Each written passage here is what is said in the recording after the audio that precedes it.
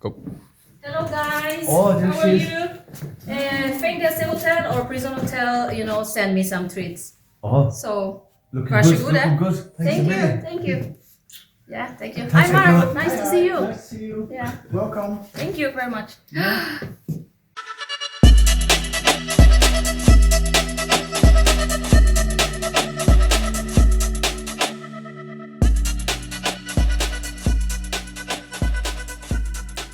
Okay, a very special guest and a very special episode we have here now. We've got Rowelyn Abanero, originally from the Philippines.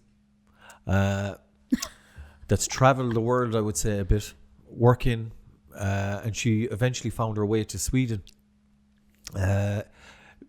Became like a hemtjänst home service for the elderly, and then changed career in her mid-40s, I could say.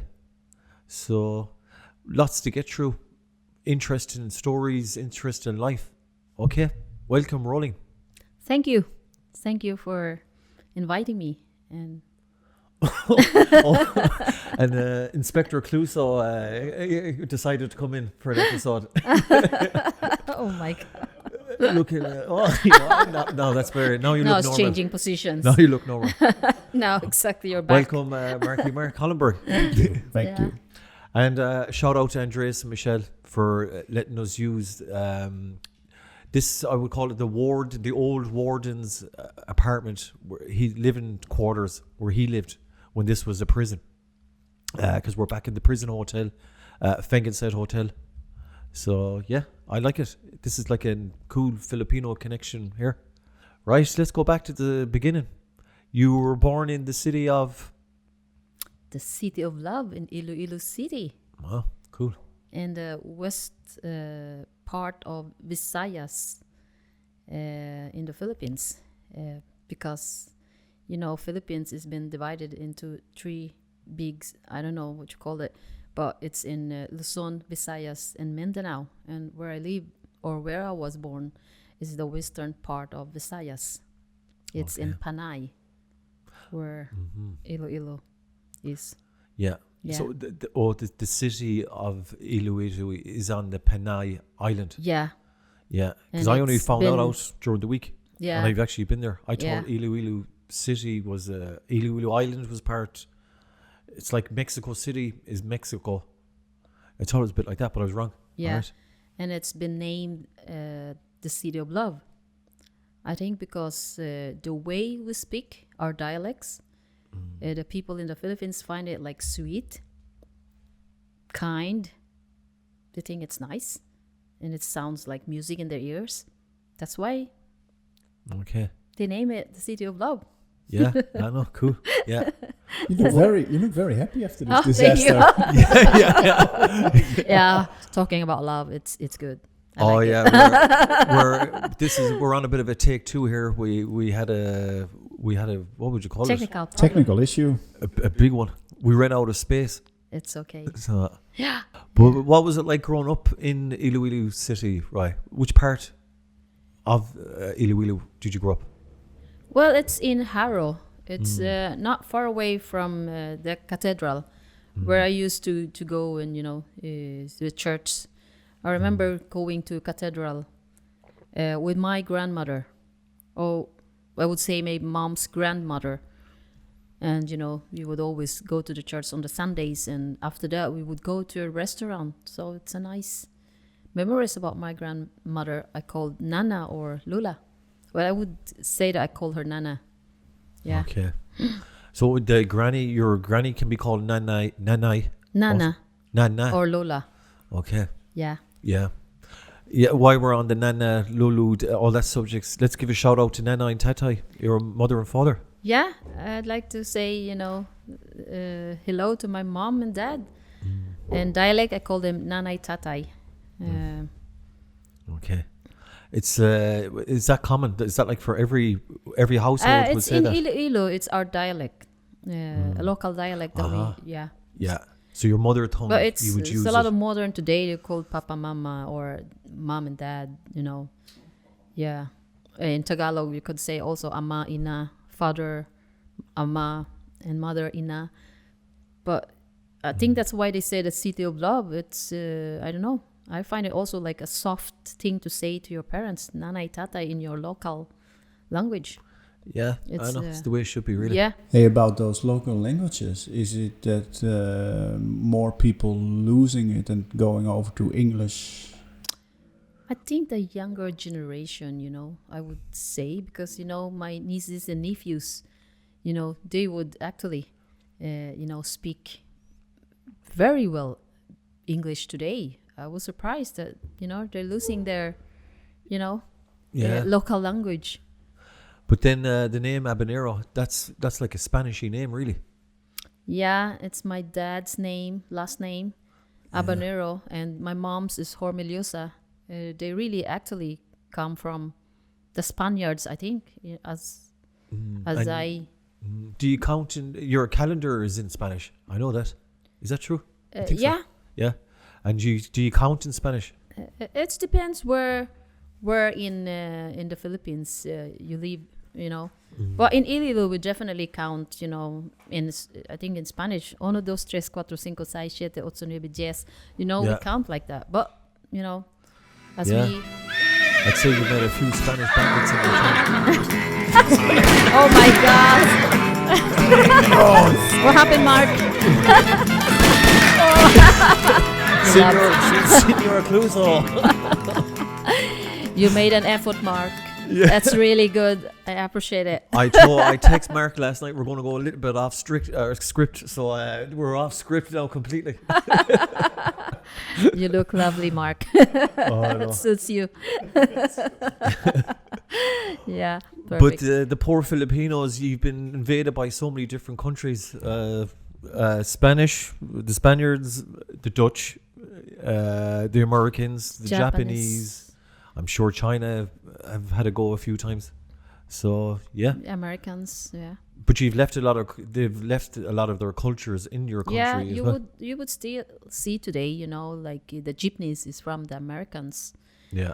And I think there's a lot of, still Japanese too. Your national sport is basketball. Would you see, you would see the people there, The national sport is basketball. Believe that. Yeah. Believe that. But you're quite short. They're not, Mark. Not at all. Yeah. Oh, sorry. No. There's a lot of tall Filipinos. I'm just being cute, so I'm short. I thought maybe they used to lowered the basket with 2 meters. I was the short guy when I went over there when I was watching the basketball guys. Yeah, they love basketballs. That's the way they do it. They play basketball regularly there. And even in the small communities, they would, like it's a competition. They have that like months where they practice a lot, and then they would play in other barangays, like small cities or communities. But I know you became an art teacher later in life, right? We get to that later. But were you more sporty or artsy as a kid? Well, I remember when I was young, after school I would come home and would draw. I draw a lot. I would lie down on the floor and just draw. I remember my father, would tell me like, why don't you go and study, instead of drawing? He thinks it's, it's going to help me to have a good grades at school. But it wasn't my interest at all. For me, I love drawings. And that's what I did when I was young. Yeah. Yeah. Yeah, I've seen some of your sculptures and your drawings. Beautiful. Brilliant. Yeah. Thank you. Thank you. Yeah. But then, was it a Catholic household? Was it like Catholic strict, or was it... Definitely. Because I remember, when I was young, because we're 8 children, siblings. So we usually, like help our parents. And I remember my father quite strict. I think part of it's because, the way they were raised also. Because I remember my mom was 16 only. She told me she was 16 and then my father was 18 when they got married. I don't know if they were forced. I don't think so. But all I know, they want to be together so badly and they end up instead getting married, even they're not supposed to get married because my mom is still underage that time. 16, yeah. But you see, I remember... I think I saw my parents' marriage contract where my grandfather signed for my mother, so she would be able, to get married to my father. So That wasn't something so unusual, though. Or I don't really know, but I think it's because of the Catholic thing that you cannot have a relationship outside. You have to get married when you know. They keep seeing each other and they really, love each other, but they were too young. The parents thought that, it's better for them, to study first, but, it's so hard to, because it's got a kind of like a Romeo Juliet kind of feel It's to true. I tell you, it's true. Mm. My mom and my dad keep seeing my mom, even they are, prohibited to do that. They keep doing that. They keep seeing each other. And when in the end, the parents decide, both parents, because I think that time it's a shame, like seeing each other only. You have to be, married to be together. So they did that. So and then 2 years later, after they got married, they got me, So they were very young, and I understood that it was a tough, rough time for them, without understanding how it was, to be a parents and to. It was. But because of the culture and tradition, they were. I think in my mind they were forced just to, instead of like. It's a taboo to get married or to have children out of wedlock, really. Yeah, years exactly. ago. And that was, I think, my grandparents is ashamed of if it's gonna happen. So what they did instead to make sure that my mom, as a woman, they protected, to be better to get married before even you get pregnant. So that's what happened.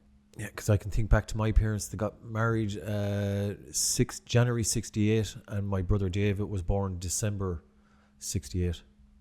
So I can, that would have been a big thing in Ireland as well. Yeah. So no bastards allowed. Excuse my language. Exactly. Yeah. But things changed now. I think the people is more modern, but of course this Catholic thing, I think it's still there. There's some people, it takes time for them, to accept that. For example, like family planning, I think there's still people there there's like a lot of children, which it's not really, maybe they plan to, but because it's not open, like if you visit us here, if you visit the hospital here, they would, tell you like how to family planning, so you're not going to have many children if, you don't want to have many children. But I think that time is not a choice, They don't even talk about that in school or in the community or in the hospital. You wouldn't get that kind of advice compared to Sweden, of course, that as early as, young age, the children has been taught already, to think, that. Yeah, that's with children. Yeah, a plan is good, but you can plan your life away, but the divorce, it's so common now. Yeah. They still not implemented that in my country. They're still talking, the politicians I know, they've been talking about it, that maybe it's good, because now it's a modern time. People, a lot of problems with their relationship. So, you know what? They're talking about annulment. I know, there is an annulment in the Philippines, but there's no divorce. So it takes a lot of time to do it and energy, and of course, it costs a lot of money. So people sometimes choose not to because of the, how much money I they're going actually to spend. checked it, yeah. Yeah, like it's quite 50,000 kroners. Yeah. 50,000 kroners. If Yeah. you want to get divorced. Yeah. Well- Here it costs, let's say 1,000 kroners. But then I'd rather choose a couple of wives instead of divorce. Or? That could be a trend. Save money. Yeah, that's why Mark's on here, because he's clever. I know, but there's definitely the Irish and Filipino thing. There's definitely a Catholic thing going on there. Yeah, there's a where it's common there yeah. because of the Catholic thing, I think. Yeah. But on the topic of religion, I know you met a special man back in 1981. Yeah, talking about Catholics, I remember I was very young. I had to Google because I don't remember, what age I was. But I remember I had that flashback, I was running with my mom towards, the cathedral. And then there's a lot of people there. A lot of people. It was dark. And a lot of people holding candles, They were waiting for the Pope John Paul II. And it's kind of funny. Without me watching the two popes, I almost forgot about this. Then I realized, oh, wait a minute. I think I met the Pope. Oh, you got a And I flashback. remember, I was running with my mom. I remember, and then I saw the Pope coming, and then he has this, he flushed, to the crowd, With the the holy toilet water. brush. Yeah. And I was struck on my face. I remember I felt it. It's like, oh my God, it's the holy water. I feel blessed. I feel blessed. I don't know, because it's been a strong moment, that time, the Pope visiting my hometown. It was a big thing. Then you were like 5, 6 years old, or I think I googled I was 7 years old. 7 years old. Yeah. So it's 20th like- of February 1981, exactly when he came. Yeah. So, yeah, you would have been close to your birthday as well. Yeah. Yeah. Same month anyway. So I was exactly 7 years old. Yeah. Crazy. Yeah. Yeah. Yeah, and I dug a little bit deeper as well. John Paul II, he came to Ireland as well in 1979. And he came to Galway, where I'm from. So I would have been like a baby. And then I found out recently as well, my father was like a car park steward at Ballybrit. So, yeah. So I don't think I got splashed by him, though, to my knowledge. Okay. So, and then I dug a little bit deeper. And he was in, you're Utrecht. Holland. Utrecht. Yeah. Yeah. Yeah, I was there. I still remember. In 1985. Yeah, I get the full blow, with the toilet brush in my... In Netherlands. He was in So the you Netherlands. went there to visit. No. John Paul II. I was, but it was the same, almost the same year. Probably. 1985. So It then would I have been was 4 years 6 after. years old. So no, I was doing other stuff when I was 6 years old. But there was a big uproar there in Utrecht. There was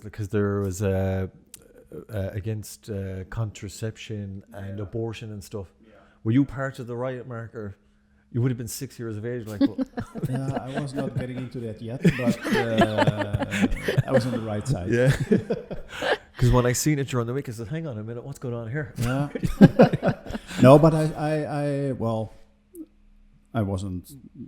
How do you say? I was not there at the time. I was young, but I know from history that it was a big thing in Holland Yeah. about abortion and stuff Yeah. like that. Yeah. And, Yeah.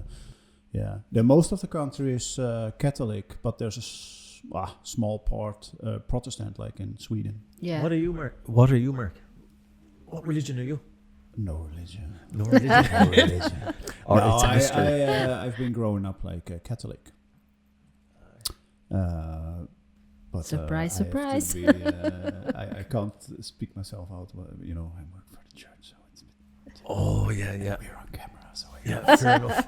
Yeah. I gotcha. A few people know that I'm a Muslim, but Yeah, moving swiftly on. Oh no, but I don't like putting labels on things. But for me, in the Philippines, a young kid growing up, there's the one that sacrifices itself, and there's the other one that will get an education, learn a few languages, and then move abroad. You can correct me. The Filipino worker abroad, that's the FW. OFW. Yeah. Overseas Filipino Yeah. workers. Okay. Yeah. Yeah. But I'm gonna call you a sacrificer. You think so? Yeah. Well, actually, it's you think it's a sacrifice, but if you think about it, there's a lot of Filipinos, seek work abroad because I think there's not enough, work offered in my country, and it's not only that; it's about also the working conditions, that really it kind of sucks. You work like hard for many hours and to really get the pay that you low payments. yeah, exactly. You execute a good job but you don't really get that money that you wanted to, so it's kind of sad. But I think of course also because it's a Catholic country as we talk about, it's too many people. I don't know, it's almost 100 million or more Filipinos in the Philippines, and I would understand, there's no enough job for everybody. And I don't know, I think Filipinos is like Irish too. We have itchy feet. So there's Filipinos all over the world working in the healthcare system. Cruise ships. For example, cruise ships. There's a lot of seamen educate themselves in the Philippines and then later work abroad. I know I have a cousin. I have Au pairs. that too. We're good at in the service job. So I'm so happy. I'm proud, for my fellow Filipinos that My that- wife. Oh, sorry. My wife's sister, she has an au pair from the Philippines in their house. nice. And as I recall, it's their second. So they had one for 1.5 year, Yeah. and then there was coming another one. So they made a Okay. switch Okay. in another person. All I know but is 2 from the Philippines. Yeah, nice. I think so. It was 2 from the Philippines. Yeah. I'm almost sure. I think it's more and more that kind of like job, and I think a lot of young girls or would say boys also has been working au pair. I think it's it's a way of seeing the world also. Oh yeah, absolutely. And And- I don't know. Maybe some people they do maybe study at the same time or Yeah. something. Or Exactly, that's what I did when I came to Sweden. I studied Swedish, but the time I didn't took it like seriously. It's kind of hard. I remember the family is sitting with me in the kitchen table and trying to help me with my homework, but it's not working. So this is not my thing. I said to myself, but of course I did my best. It was interesting, so they did their best to help me too. And now you're a teacher yourself Yeah, in Sweden. I didn't expect it, honestly, because I remember my mom telling me a stories that her grandmother, they were like farmers, and their parents think that they're gonna work in the farm because they were farmers, and no, they end up educating themselves. There were 5. One is my mother's grandmother. She was an English teacher. And then her siblings also were teachers and even a principal in the family. So I said to myself, because my mom said, no, I will never be a teacher. My mom told me that. I think she said, I'm not gonna make it at it, teaching children. It's not an easy job to do. And I thought about that too. I told myself that no way I'm gonna be a teacher. I think because I hear that from my mom, but you may never know. You say stuff, but you may never know, you can change your mind. So here I am. Take a compliment now when you get one. But Yeah. you have a talent for languages. Thank you. Yeah. To my knowledge, you have your mother tongue, Ilongo. You have the national language, Tagalog. You have English. And then later in life, you came to Sweden. Yeah.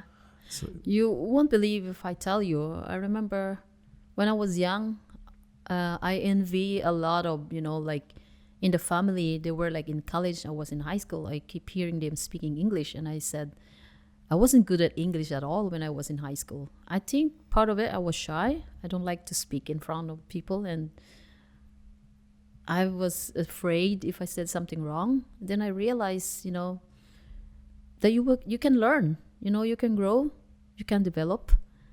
And that's what I realized when I studied here. Try to complete all the subjects, in order to study at university in Växjö. That's what I did, I studied again English, and I realized, oh my gosh, I have a very good grades. I didn't expect it. So you know what? You're not good maybe at that time, but you can develop. You can definitely learn. I think I said that because now as a teacher, I realize we develop, in every other way in a different time. It wasn't my time in high school. I was very bad in English. And then I realized I did even learn the Swedish language. Not perfectly, but almost. So I'm so happy. I'm so happy that, to discover that if you want something and you want to reach it, if you have a goal, you can make it. yeah. What was your experience, your first sacrifice? Was it, which country did you go to? I went to Singapore because at that time, before I went to Singapore, I was studying at the university in San Agustin in Iloilo. It's a Bachelor of Science and Accountancy. I didn't really like choose to do that. I wanted to be a nurse when I was young because I thought like, that's it. I wanted to go abroad, and I know there's a lot of recruitment, working nurses. It was popular then at that time. So I was thinking, I want to be a nurse. I want to work abroad. I want to, I like to explore. I want to help people. And there's a few in my families too, working, in America, even in England. So that's where I got my, I think, inspiration. I want to go and see what's the world look like. So that's how it started. And then I found out, I stopped studying at the university because I had a friend who worked in Singapore. I said friend, but I think she's like my, best friend. And sadly, she passed away, a long time ago. It's very sad. It's if I said about or mentioned about her name, it makes me sad. I don't know why, but she's one of my best friends. Her name is Norwina Kalaor. She's a good soul. She's a very good and sweet person, and I think I admire her a lot because of her commitment. I've seen how she was to her family, and because of that, I have so much, respect, and inspiration from her. She's passed. I can see that. Yeah, many years ago, but before that, it's because of her actually that I went abroad. I know I have families around the world, living around the world, but it's more her that, I think told me, why not come to Singapore? I'm here, we're gonna have fun. And that's what I did. I didn't told my parents. I already had a 2-year contract when I told my parents. So everything was already done. It's just waiting for me, to get my visa to fly to Singapore. And then when I got my visa, I reconnected with my, best friend, because that time it's not easy, It's so expensive to call abroad. So we've been writing to each other. And I was happy that I did. So I work in a family. I must say, like a caregiver, or what you call that, babysitter, like for 2 years. And then later they really liked me very much, and they extended me for another 2 years. But then later I feel like it's time to move on. I feel I've seen enough of Singapore. It's a lovely country, and I love the food. I love the country. It's really beautiful, And before that, before my 4 years contract, I start thinking already now, I cannot just, I don't know. I have an itchy feet, I think. I always wanted to see, some other parts of the world. And that's how I got a chance, I found one, I think, job recruitment in a newspaper, and they said they needed an au pair in Sweden, and that's what I contacted. And I found out there's a Filipina girl who's recruiting a Filipino to work as an au pair in Sweden. She also was working in with his family, and that's how it started anyway. Every family is special, right? But it was for a special Swedish family. Yeah, maybe that's what people said. I'm lucky or blessed. Do you feel blessed? I am. I feel blessed, honestly. Maybe people would say lucky, but I think I feel more blessed than lucky. I feel blessed. At the time when I,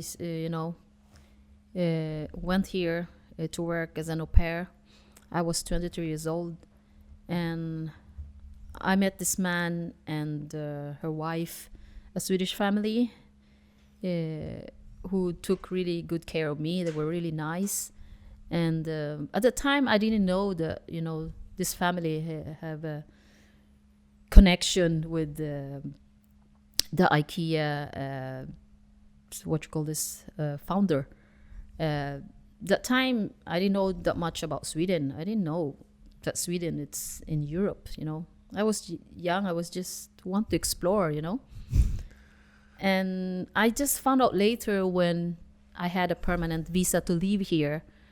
That's where I started, to learn Swedish, and I found out in a book about Ingvar, and then I realized, that's it. yeah, but the family never told me. They never. It's good to be naive sometimes. You don't need to know everything. Oh, Yes. absolutely. Yeah. So I was surprised later that, but of course they didn't told me, but I can still feel that something there, something special. Yeah, you saw all those IKEA furniture and all this stuff. Everything was from IKEA. You've seen all the books, little plan books everywhere. You pieced it together. Yeah. Yeah. But I can tell you, Mark, they are very grounded people. They are very down to earth. Very Swedish. I don't know what is very Swedish, actually. We talked about it with the Dimke brothers about Björn. And they said exactly the same. Very down to earth, very a little bit shy, maybe, or a little bit. Who's Björn? Björn from ABBA. He's coming on. He's coming on in a couple of months. From Dancing Queen. Dancing Queen, yeah. I love Only 17. Yeah, exactly. Yeah. No, but I can imagine. Absolutely. I said that, I think, because I had a lot of, experiences together with his family, like going to the woods, picking up, mushrooms that is popular in Sweden, At that time, I didn't know, actually. So for me, it's that's why I said that I feel like they're grounded, They would pick me up from a train station. It would drive me, back and forth if I needed to. But it must have felt good. Yeah. Very accepted, or They treated me very well as like their own like kids, maybe. Or their family. Yeah. So I am very happy about that. So, yeah. But then you had a feeling for Sweden that this could be a home then. And then when you broke away then from there, you got into like hemtjänst is called here, but like home service of the elderly and stuff. Yeah, I did educate myself because you see in Sweden, without that, it's hardly you get a job. So I studied, of course, first the Swedish language, and then to be like an assistant nurse. And then after that, to be a teacher. Because tell us a bit about what's it like to look after the elderly in a strange country, because this isn't your environment at all. So you're kind of thrown in the deep end. Yeah. You did it in the very big city of Växjö, or was it? Yeah, it is in Växjö, In Växjö. and even outside Växjö. Yeah. Well, I didn't have that experience, like taking care of the elders, but it was a very a grateful job. You feel You get like a reward. It feels rewarding. Yeah, it's a rewarding job, to help people. I remember meeting a woman. I don't know. I think she was in 105, or she even told me that she met. I saw like a picture of her and Richard Nixon, the president of America before. Oh, cool. Yeah, I was like, oh wow. So it was a big wow. I couldn't believe that's you. She was very happy to tell how she met the former president Richard Nixon. Yeah. She was so proud telling me, I was like there listening, is like, oh my, you may never know what's gonna happen in life, Suddenly you end up somewhere that you didn't even realize that, you did something big. Yeah. So But I asked Rowley one day, I says, because you have 4 languages in your mind fluently, if you're driving home and you think, oh, I have to get a carton of milk, which language comes into mind? Oh my God. And to this day, I Say still it. Pictures. It's true. I'm just That's like, how my brains work. You know, I see a picture in front of me. And then, But then yeah. it's gone on for a few years now. Then I ask every few years, like, can you just tell me which language comes to mind first? But it stays. The pictures always stays. Yeah. So no changing. Pictures. But then, do you see a package of milk, or see just a farmer who is with a cow, or something else? I'm trying to Because if I'm exaggerate it, thinking or about milk, then it's oh my gosh, something. Mark, Yeah. Oh, sorry. I know you're funny. Mark, But you see, Mark likes pictures too. of course, he's Oh, a no, brilliant. photographer, Yeah. right? Exactly. Yeah. But tell me, what's the hardest part? What's the hardest part about being part of the Hemtjänst home service? What was the toughest part of it? I think you know the hardest thing is to be with the patients that doesn't have any family at home. They would give me compliments that like, you're like my family. I didn't even see my children. But I understand you can have children everywhere in the world. It can be Stockholm, or places that it's and then when you're quite old, you cannot visit your family anymore, so that's more likely you feel alone on your own. And then here comes I am saying hello and giving my time there, have a chit chat, and they love it that you give them the time. That's very important for them. Is there any changes, without causing a riot in the country, is there any changes you think could be made? Definitely. I feel like the elders, they are the one who build Sweden, and I feel that in return, I think the Sweden have the Swedish people or the government need to think about the elders that they did some sacrifices, and I think it's good for them also to have for example, like maybe like we can get a bus, buy a bus, pick them up, bring them somewhere, take a break, have a coffee somewhere, like once in a while, because they're sitting on their own at their home, and sometimes they don't have a family to come. I remember sometimes helping them cutting their hair because no family is visiting, and the hair is just growing and growing, and you'll feel bad seeing this. And So something a bit more personable. working there, I learned a lot that the people, it doesn't matter how old they are, they're still the same. And now because they're old, it feels like they're trapped inside. So it's sad to see that, because they have a lot of goodness in them. They had a lot of creativity in them, but there's nobody offer them to do something about it. So you end up like sitting on your own there. So it's kind of sad. Yeah. Thinking that Sweden is a progressive country, well developed, have the power and the money to do that, but they forgot that the elders, they left out. Quite sad. Yeah. No, for me, old people are Yeah. one of the most interesting to talk to. Yeah. Yeah. I think the politician need to do something like visiting the elders, be there in a day, maybe work, talk to people, talk to the elders. How do they feel? What they want? Actually, how do they yeah. want their life? It's not because you're old now that you're gonna be left alone and just sit there on your own. I think there's a lot to do. There's a lot of jobless people. They can be sent to the elders home, and maybe do like sitting with them, just have a chit chat, have a coffee. It's enough. They want to go to a library, someone just to guide them, follow them. That can be part of the service. Yeah, so I think it's a lot of stuff that the government could do for our elders. Actually, that small stuff that can make them very happy. Actually, that we always think that there's no money, but there is money. There is. Yeah, so I let's believe get there that is. out there. Let it be a personable part of the job. Yeah. Be part of the home service. Yeah. Yeah. Another thing that I find interesting that you did is you changed career in your mid-40s, which a lot of people try to do and fail or won't do it. Has it something to do with the milk? She became a That's milkman. part or of it. That's milkwoman. part, definitely part of it. The milk. Yeah.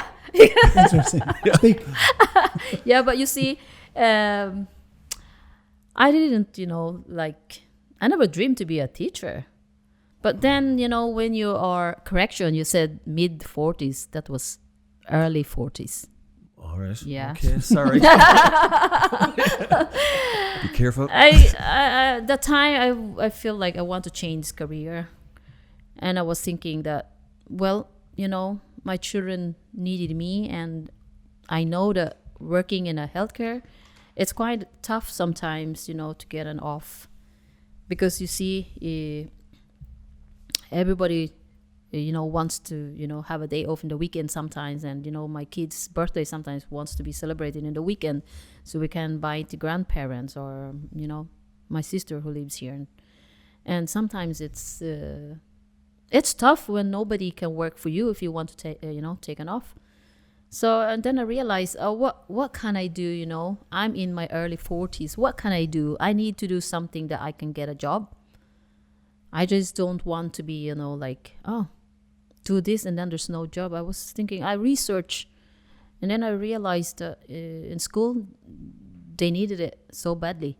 So that's the time I thought about, why not, So I did. And And you're teaching. when I work in VECO, I teach from grade 4 to grade 6 art. And then I remember working with a colleague every Tuesday, English subject, and then in grade 5. And then every Friday, mathematics, the same class, grade 5. And I remember also that time it was COVID. I have my art lessons. The class, I don't know if 1/3 of the class had COVID, so we have to do it online. So it was a challenge for me as a new beginner teaching in art. I was like, oh my gosh. But I was thinking, everybody have a pen, a pencil, a paper at home. That's it. I love drawing. It's perfect. That's what I did. And they're like 13, 14, 15 years old, something like that? No, wait. When you're in grade 5, Grade 5 is 10? 11, 10, 11. So 10? that's like Jimmy's age. Or Are you Jimmy's kidding me? mentally an 11-year-old, but Yeah, he's going to be 18 in a couple of weeks.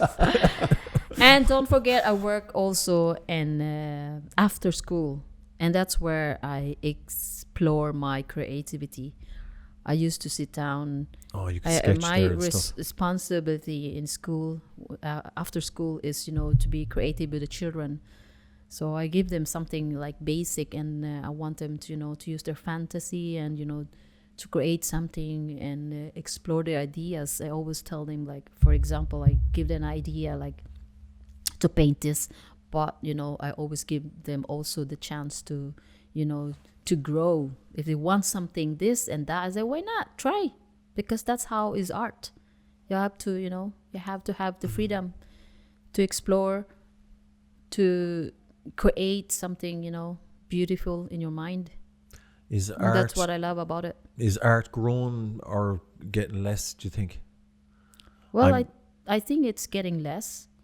I feel like because of the technology around us, it's definitely the creation, the creativity, the fantasy, it's disappearing. The same question, as I said, with the Heimtjänst, the home service, what changes could be made? Can I say one thing that I like? I know with my daughter Natalie, that they've taken away her phone completely. Yeah. And she knows now that everyone has a lot better focus in the day. Yeah. What changes do you think could be made? Well, the school where I work, we also, keep the telephones because we don't want the kids to have their phones in the bag. It can get lost. And then it feels like they can take it anytime. And then, and they can use it, So, can I add in? yeah, of course. Because I don't have the facts, So I don't know if I agree what you said, but for my own experience, my daughter, she turned into 12, and they opened now a WhatsApp account, so they're vlogging there, and they're making films about whatever. You know, they're baking cake, they're making stuff, or so. When I saw it, I agree with the issue that a lot of people holding on their telephones and you know, they keeping their away from the traditional painting and stuff like that. But when I saw her, I thought she come up with it, you know, and it's new technology. But anyway, she did something creativity. Come on. Creative. Come on, Mark. Creative. No, he did something creative for the Leave that in, Jimmy. creativity. Creativity. But so yeah, I definitely know what you're talking about, and I agree in some ways. But then again, I thought well. But And Mark, we- you know what, Mark? The one you're telling me about your daughter, that's what we do in after school. We have iPads.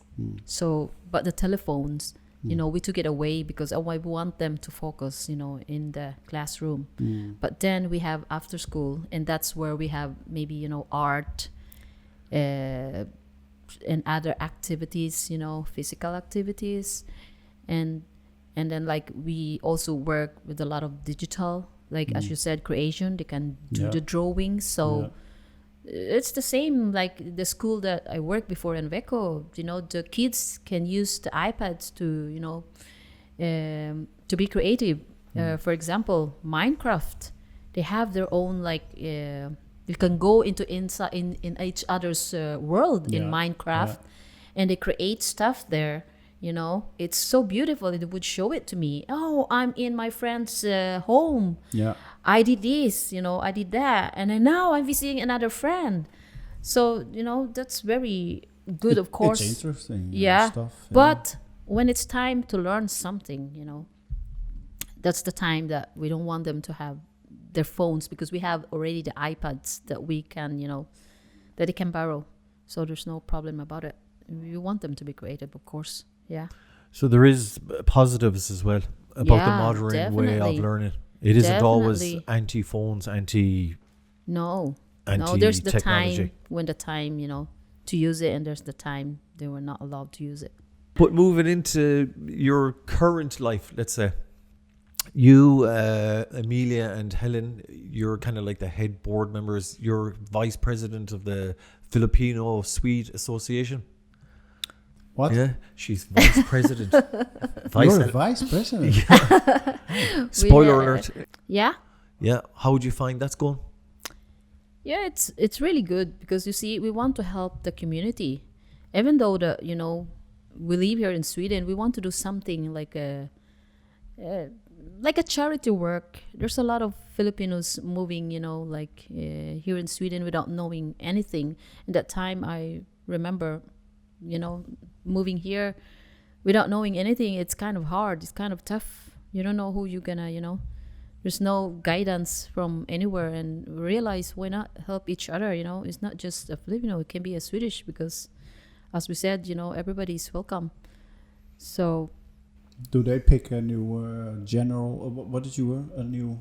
She's vice president, vice president for now. Yeah. Do they pick a new vice president every year or every 5 years, or what? She's how- trying to create a coup to get the president out and to get herself in.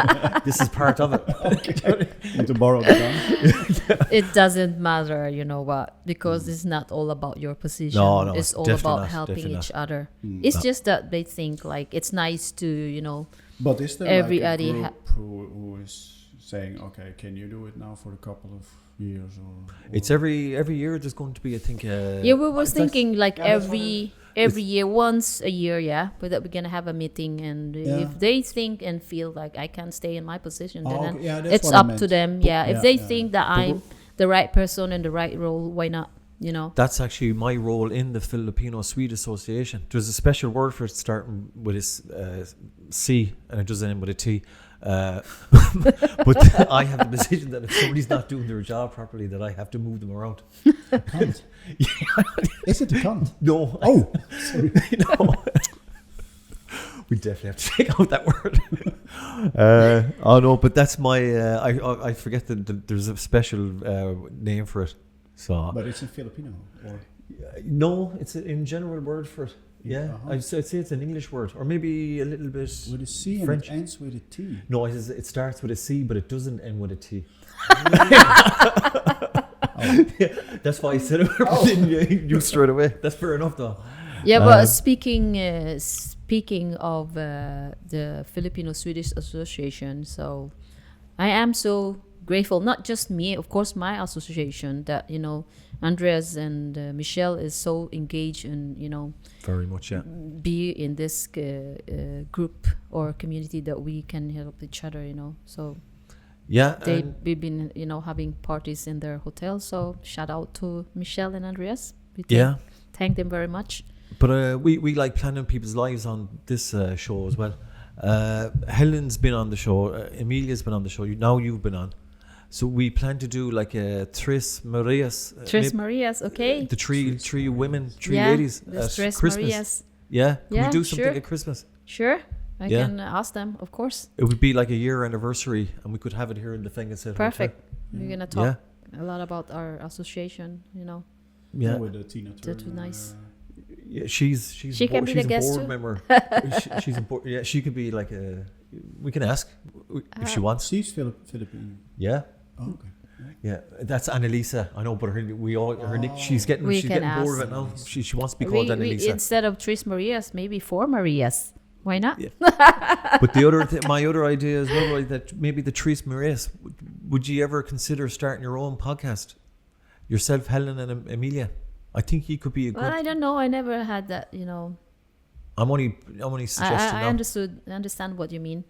I never Yeah, had. because as I'm writing down stuff comes to me, Yeah. and three or I would say competent speakers, and you have stuff to talk about, and Three amigos. the three. Yeah, you can talk about the gringos and stuff. It's like the Dimkers brothers, huh? Yeah. Yeah, but can I give a few shout outs? Of course. Disco Jimmy's going to be 18 this year. Christian's your son Christian. He's gonna graduate. He's in going to high graduate school, this yeah. year. It's a big year. Faris and Adrian, graduate shout out to you. Faris is graduating this year. Adrian and Faris are planning to move back to the north of Sweden. Yeah. They'll be missed. Yeah. A lot of changes going on this year. I'm going to be 47. 47. Yeah. Mark mentally he's grown a year. We're still mental midgets. 47. That's 47 and a half. That's a good number. Yeah. Yeah. Put and a half. That's best. Yeah. That's good.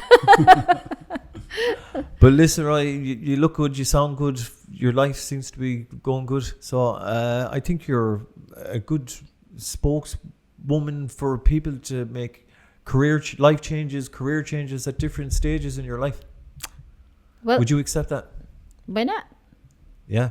Well, I think it's everybody have to just do your best, whatever, because life is short. Mm. You should either run for president or pope. Yeah, the first female pope. Don't forget, I'm blessed. I met all these people Yeah. around Okay. me that Okay, you should never plan your life away anyway, but what about any plans for the future? wherever I lay my hat, Ooh, that's the right answer.